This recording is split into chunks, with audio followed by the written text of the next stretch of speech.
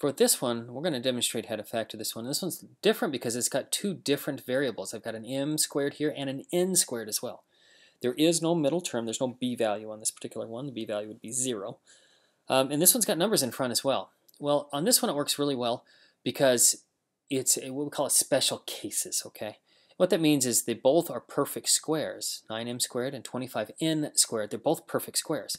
This first one is a perfect square. 9m squared is a perfect square. It'd be 3m times 3m would give me 9m squared. Okay, so what I'm going to do here, I'm going to factor this into two different binomials.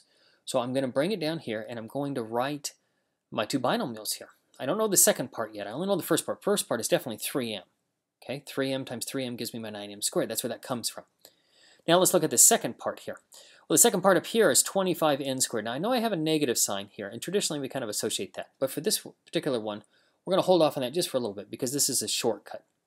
All right, we kind of all like shortcuts. It saves us a lot of time.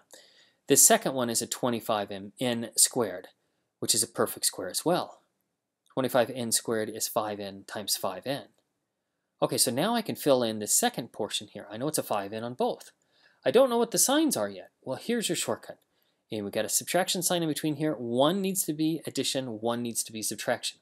It doesn't matter which one. You could have this one be subtraction, this one be addition. That would be fine, no problem. So here's the rule.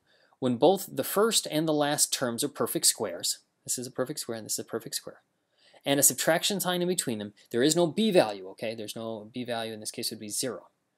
Then what we do is we write the square root of the first term. Square root just means what times what gives me 9m squared, and it has to be a square root. In other words, it has to be the same number on both ones, 3m and 3m. Same thing on this one. So whatever the first one is, we write that down here. The second one, we take the square root of this, 25n squared would just be 5n.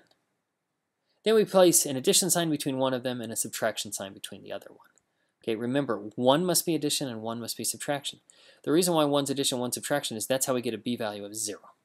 Okay, and this only works if the first term is a perfect square, the last term is a perfect square, there's a subtraction sign in between them, and there is no b value. B value is 0 in this case.